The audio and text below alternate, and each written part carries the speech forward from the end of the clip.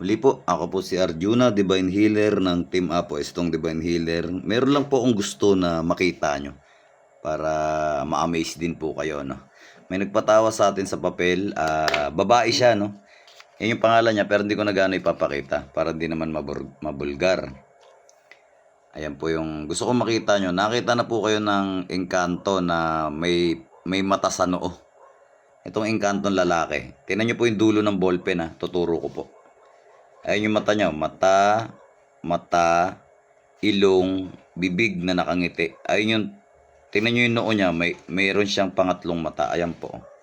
Ayan o, ayun yung pangatlong mata niya. Ayun yung mata niya, mata, ilong, bibig. Bibig, ilong, mata, mata.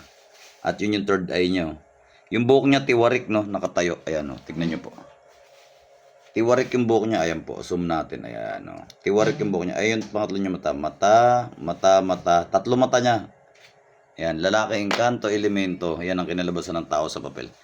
Sa mga gusto magpatawa sa papel, PM lang po kayo. Huwag lang kayo magmadali. Iniisa-isa naman yan. Kung nagmamadali kayo, pumunta na lang po kayo sa amin, no?